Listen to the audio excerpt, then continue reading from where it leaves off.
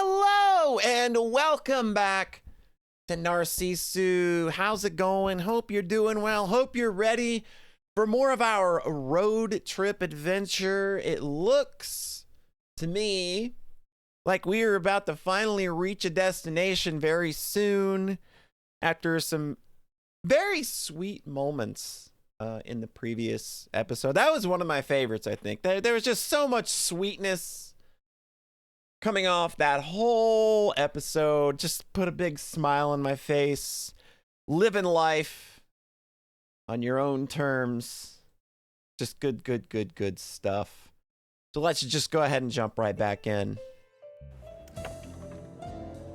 The spacious sky above our heads spreading out into the distance with wintry clarity.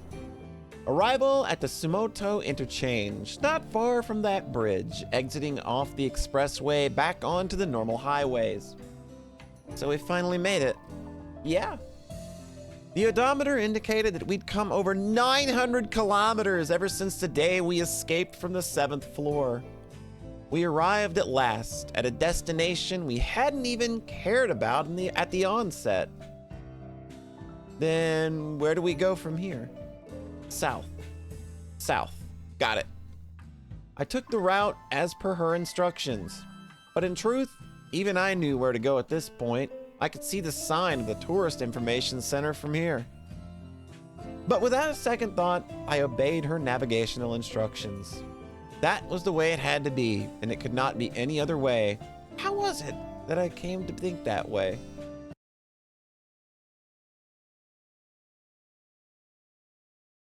I love how every damn time I end an episode, we are literally like 10 lines away from a chapter break.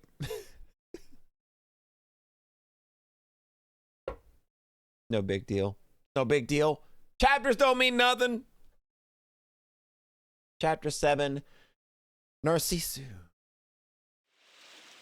Around when the day was slowly being dyed orange, a sandy beach in winter. Nobody in it. Pine groves swaying in the cold winter wind.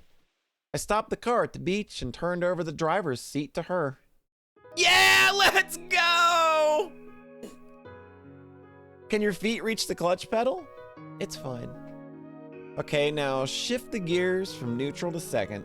Yeah, she knows! This girl knows. She already knows. She can do it by feel. She's read so much already. She's seen it done so much. Yeah, let's go. Let my girl drive up and down the beach. I'm dying over here.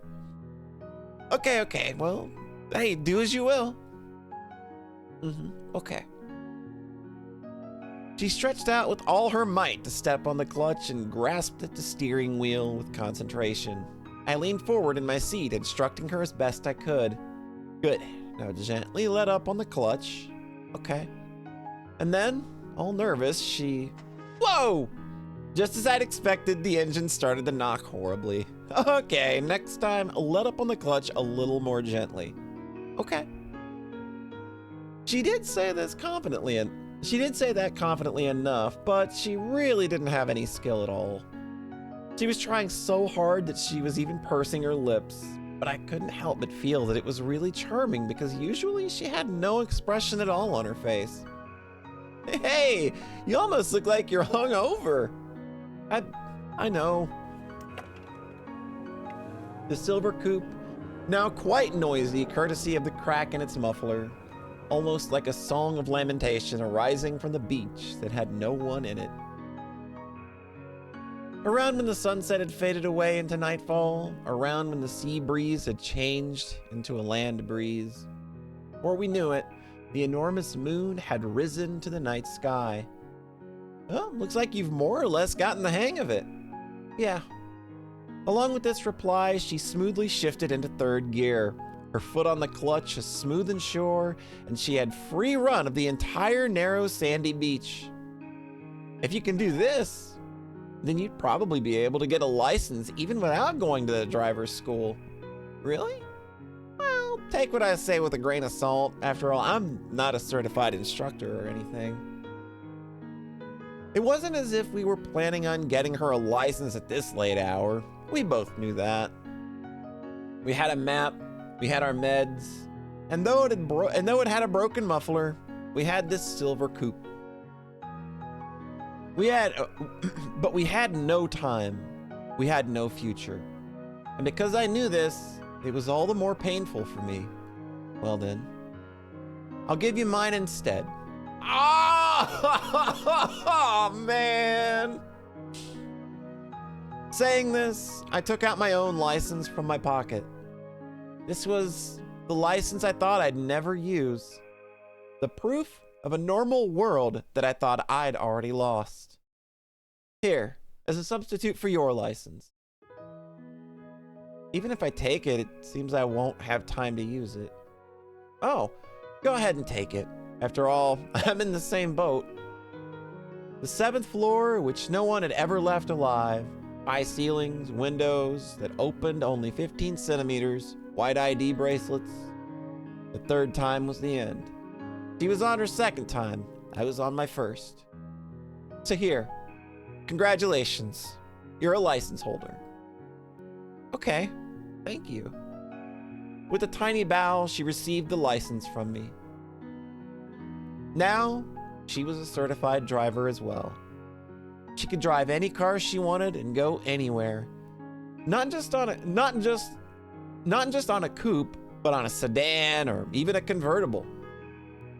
I was sure that a girl like her could find places to love no matter where she went.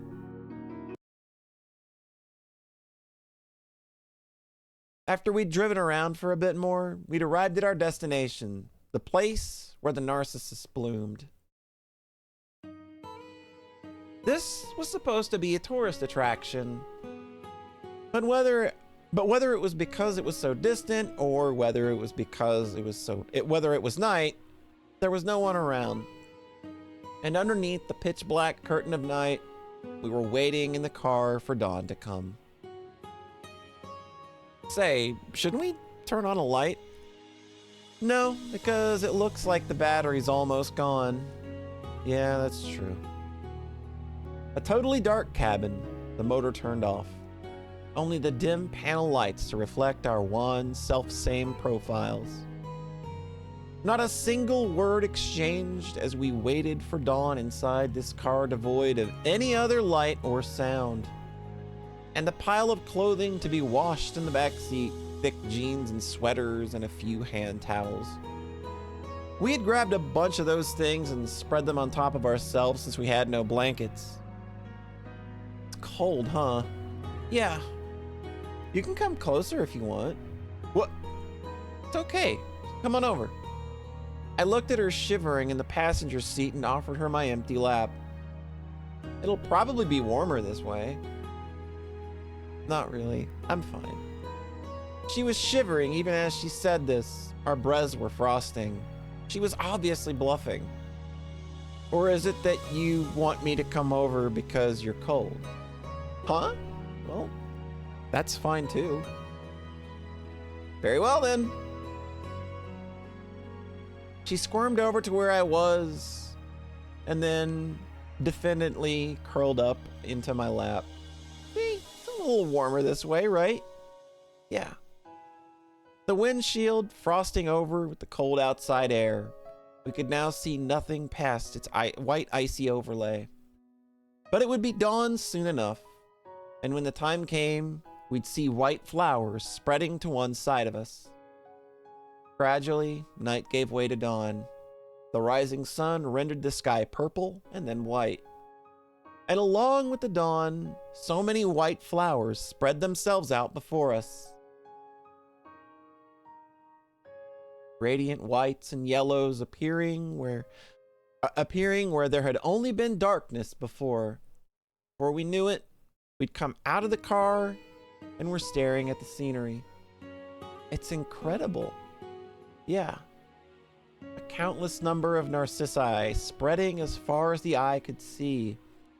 The virgin white of the flowers, amplified by the morning dew, descending like a carpet that led into the ocean itself. And in the midst, our exchange of words, and our breaths frosting white in the chilly air.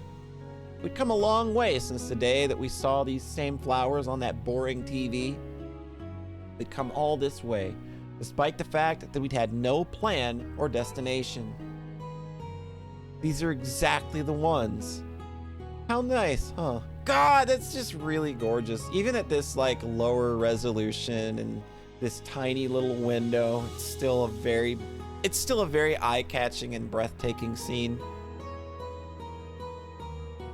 And I like the contrast of like seeing the not narcissus flowers, you know, that were just kind of in a window, and now this being the sight that you see when you're not looking at a boring TV. It's just a lot of really cool contrasts if you stop and think about the story from like where things started and then how things kind of like mirror and change over the course of the road trip, and it's already getting to me. Yeah, identical to the very last, and that's great. I didn't really know what the distinction was, but those absolutely beautiful flowers on TV that day, when compared to those, the ones before our eyes, weren't as big or as well shaped. But they were alive here and now in this place, just like you.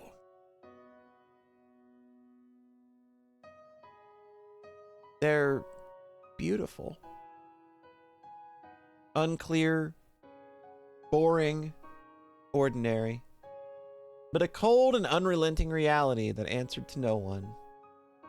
In this world so filled with things that could not be seen, in this world so filled with things that could not be touched, here and now, right before my eyes, there lived something that I could see and touch. And right here as well, the shards of all things unseeable were scattered everywhere. January 31st, Awaji Island. The falling snow coming down out of the pure white January sky. It had been 2 days since, but we were still here. We could not leave. Hey, are you okay? Yeah, probably. Her condition was rapidly worsening. She had tilted her seat all the way back down, and we were mainly staying one place to let her rest. She had taken her medications, but they'd had no effect, and her condition did not improve one whit. But we were inhabitants of the 7th floor. It was her second time already in the first place, so it was not surprising that something like this might happen. Hey, do you want to go back? Do you? Yeah, just a little. To the 7th floor or home? I don't know. What I did know was that it would come to this sooner or later, and my fate would not be much different. But it was incredibly tough for me to be able to do nothing but be by her side. February 2nd. We're still here! Rain that did not seem likely to let up, drops of water falling from a twilight sky, the glistening white narcissi in the rain visible from the car window. Hey, you know, I pointed at the white flowers visible in the windshield as I said this. You said that those were narcissus, right?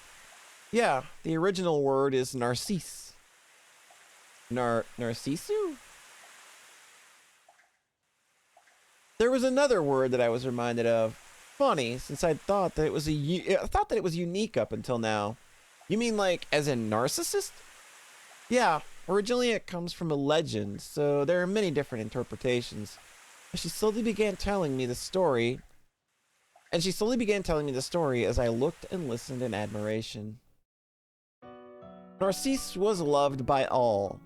The young nymph Echo was one of those who loved him. But Echo could do nothing but repeat the words that other people spoke to her. Repeat the words?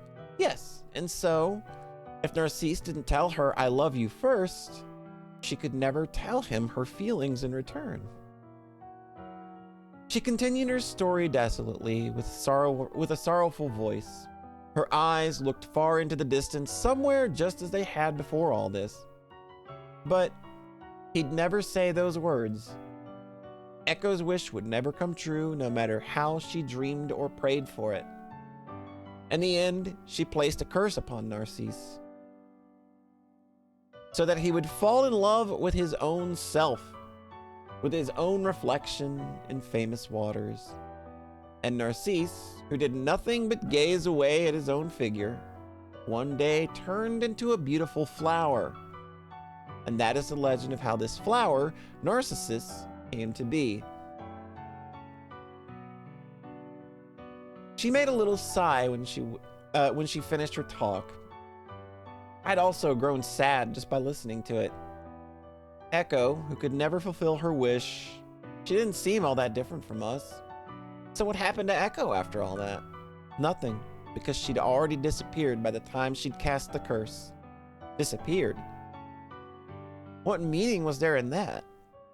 She disappeared without the curse accomplishing anything? She disappeared having caused only pain for Narcissu? Is something wrong? No, but you're different. What? You asked me yourself some time ago whether I cursed my own fate, the one I couldn't do anything about. Yes, because I'd given up.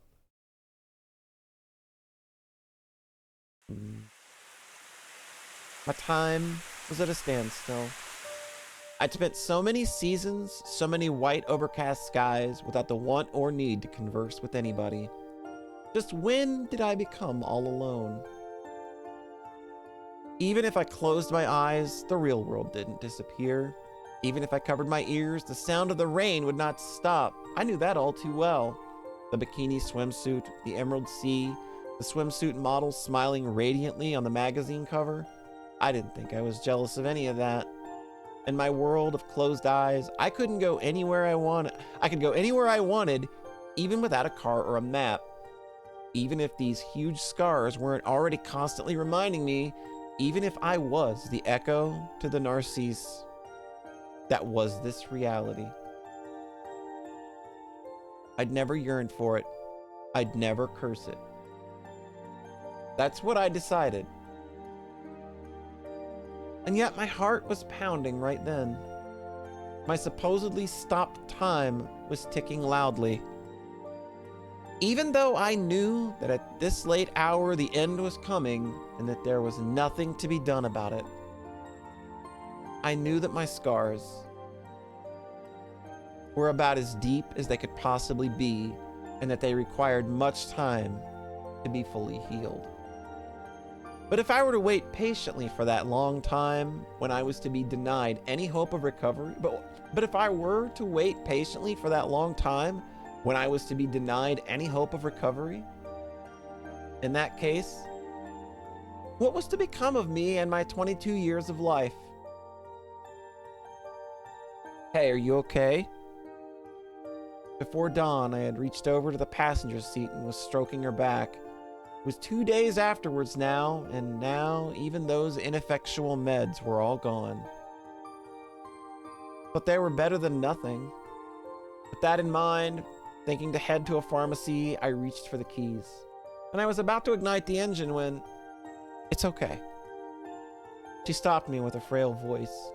But at this rate, they can't help me now. Well, that might be true, but it was as she said. I didn't think the same meds would do a thing for her either.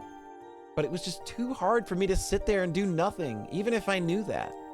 Then, let's go somewhere else. A different place? Yeah, some place that isn't this lonely.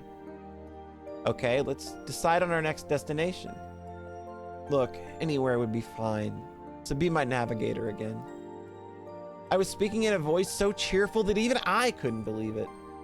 Speaking so brightly all by myself to this girl who was just staring into the distance, even though I knew that it was futile. It had been over 2 days, 3 days really, that she'd not had her meds. I knew that. Hey, so tell me, do you want to go somewhere? Not really. That's right, you like cars. You want to get on the expressway again? Not really. Then, how about new clothes? Let's go buy some. You want some of those too, right? Not really. What do you mean, not really? With that, she went back to gazing out the window. She wasn't looking at the Narcissi, but once again into the faraway distances. That oh so rare, sour, bashful expression was no longer even a possibility. Why do you have to be like that? You and your incessant not reallys. Wouldn't it be nice to look straight forward for a bit? I'd started shouting before I knew it. Strangely, it was all really sad. Nothing should have been real to me, yet my heart ached. The car was in total silence. Outside the window, the flowers of January, the narcissi, were swaying in the morning twilight before dawn. And there she was, staring at something far, far more distant than those white flowers. The distant sound of the sea waves was the only thing that held dominion here. It isn't so easy for me to face forward. What? The darkened car, her sudden quiet voice. It might be easy if you can yearn, hope, persist. If you can keep believing, you'll be rewarded someday. But what can you do when your wish doesn't come true? When that time comes, I'm not so strong that I can smile and say that it wasn't for nothing. Her eyes, which had been focused on the far distance, were now staring straight at me from the passenger seat. The only thing I can do is to give up from the beginning, wish for nothing. Observe myself coldly, tell myself it's all useless. That's all I can do. She was crying for the first time. It was usually so hard to get any expression out of her. And yet now her shoulders were heaving a little and tears were falling from her eyes. When that time comes, even if I'm trying my hardest, even if, for me, there's nothing left but the last excuse. Because I've known this was futile ever since the beginning. But can't you leave me with at least that?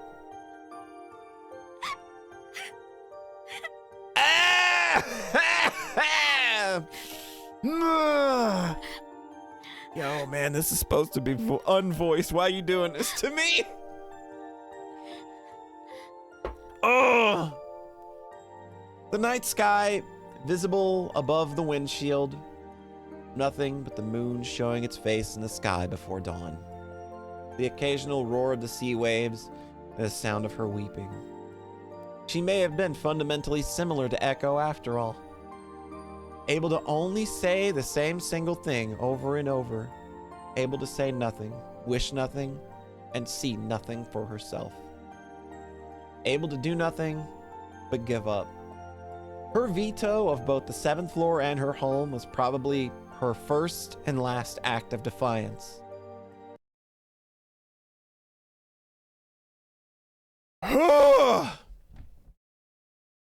Okay, give me a minute. Whew. Okay. Shiraishi construction. Oh, we are out of space, dog. I think this is the final chapter.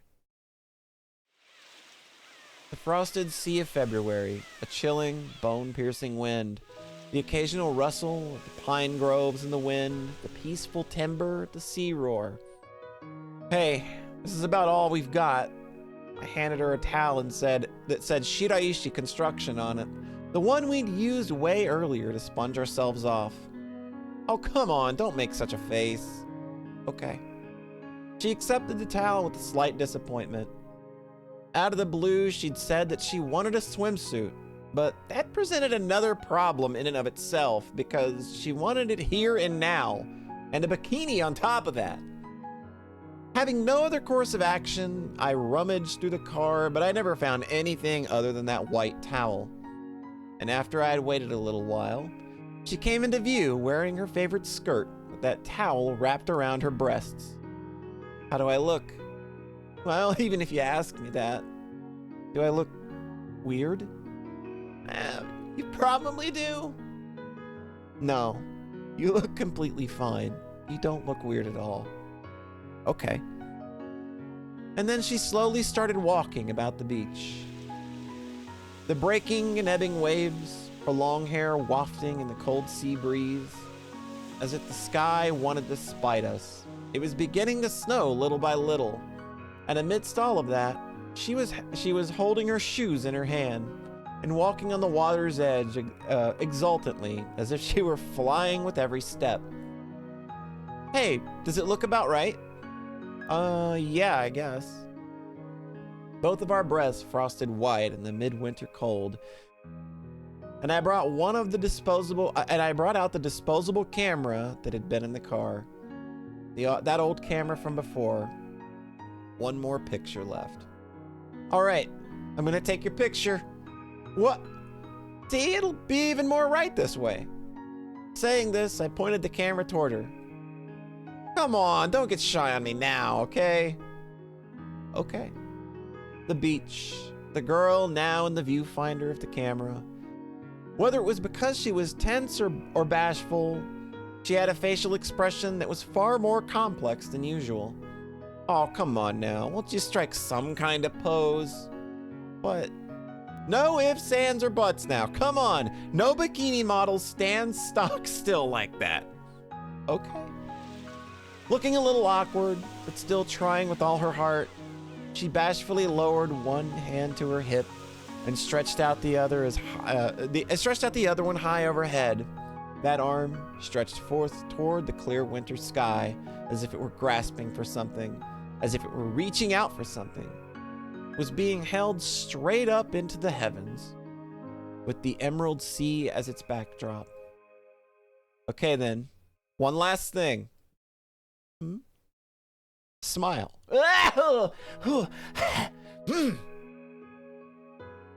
What? Smile for me, Setsumi. What's up with that? You're younger than me. Oh. In saying this, she smiled for me for the first time.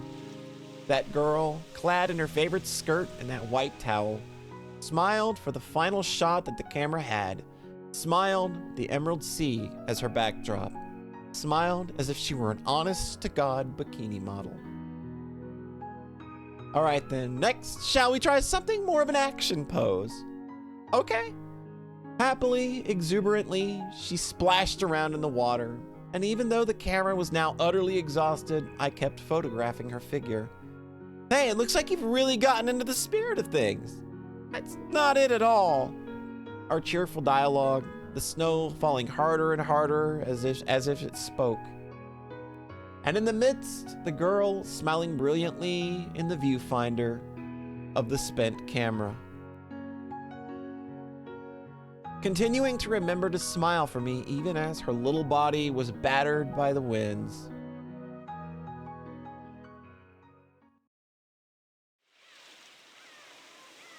Well then, yeah, so I guess it's time. Yep. And with that word, she began walking toward the sea, just like last time. All right, your license. No, you keep that in commemoration. Okay, got it. With the nod, she put it in her pocket. That was the license I'd given her. That was one that I should never have had, that I should never have had the chance to use. And then she unfastened the white vinyl ID bracelet that had been wrapped around her wrist and presented it to me. Are you giving this to me? Yes, I am. In that case, I'll keep it in commemoration.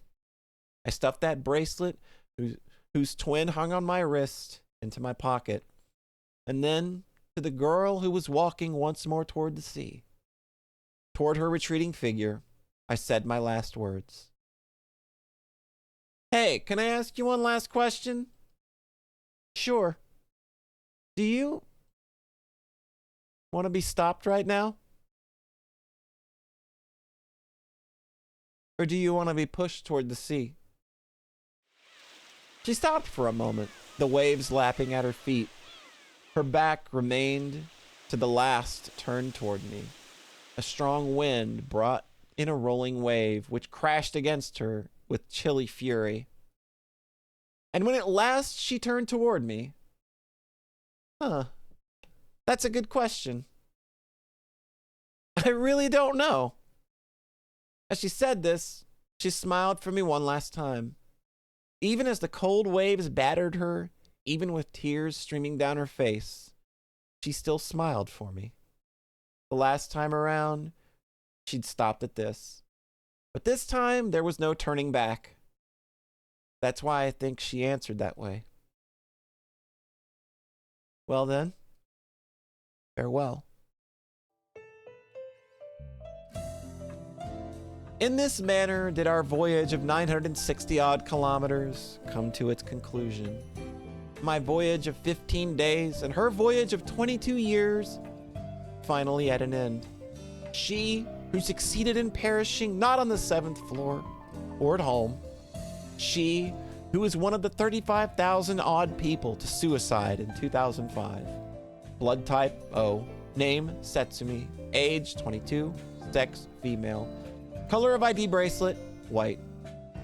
That was all that was recorded of her. But I knew better. The truth was, she loved bikinis. She was better at navigation than any computer.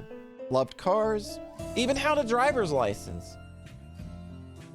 She was usually expressionless, but would not meet your face. But every so often, she would grace you with a bashful, sour-seeming expression. And with the Emerald Sea as her backdrop, she smiled for me as if she were flying, as if she were delighted, as if she were an honest-to-God bikini model. Yet somehow, there was only a single record of her smile captured in this cheap throwaway camera. Even so, even if it was just one picture, it was proof that we lived. Oh! Okay, yeah, that still hits. That still hits as hard as it did when I originally read it. Man, that's so good. I mean, yeah, you have to suspend your disbelief a bit for, you know, the whole stealing a car and trying to rob a pachinko parlor and stealing prescriptions and being at a beach for as long as they were. Oh my God! Oh, Jesus God. Oh. Okay. That's a story that's saying a lot, and I don't even know that I have to sit here and tell you what it is. I think you know what it is. It's literally just, hey man, live life the best you can and live it on your own terms. And she got to do that, even if it was only at the end. Like, she did everything on her own terms, and I mean, you're not stupid. I don't need to sit here and give you some kind of dumb summary on a story that's very straightforward and in what it's saying. You know, it's a story about death, but it's also very much a celebration of life and embracing life.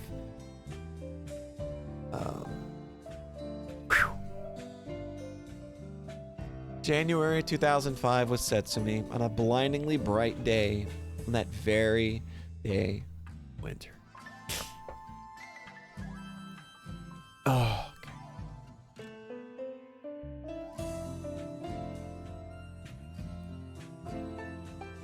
There you go. And this is the original.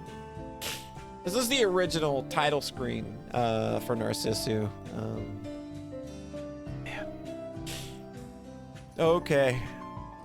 Does it just stay that way? Is this like our new? Is this the Narcissu first and second title screen now? It looks like it. Yeah. Oh no, it's not. I lost it. Anyway. Whew. That was a lot. That was a lot.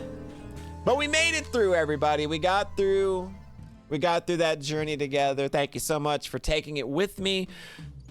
There's a lot more Narcissu left. this is just the first story. There are a lot. It's an ongoing series. There's a side second, which is the prequel, which is included here, and I think we'll get to that at some point. I think so. But there's also a 10th anniversary edition of the game that features one story from Narcissu Third, which Narcissu Third, there's only been one story translated and localized for that one because of licensing issues. It was written by the original author, and then there were 3 other stories that I guess they never were able to get the license to. And then there are 2 or 3 more stories that were added for the PSP version, I believe. I'm not as 100% on that as I would like to be. That's kind of just like my my stab at what I briefly read a while ago. So there will definitely be more Narcissu. I don't know that it's going to be immediately because as you can tell, these stories are probably all a little heavy. But I do at least want to get to side second at some point because it is a prequel. So yeah. We'll end up doing all of that at some point, or not all of that, but we'll at least end up doing side second at some point. So if you watched, I hope you had a good time. If you want to continue with the series yourself, you absolutely can. Again, you can get Narcissu first and second on Steam for free. This is what I have been using to play it, and it features 2 different translations for each game, I believe. There might be one for the second one, I'm not sure. But, yeah, like I think that like if you liked what you saw and since I'm not entirely sure when I'm gonna get back to this, I don't know. I haven't decided. I only choose my pre-recorded stuff just completely on a whim, and I just kind of I want to replay Narcissu again. So yeah, we'll probably see side second at some point. I don't know about the other stuff yet, but yeah. Anyway.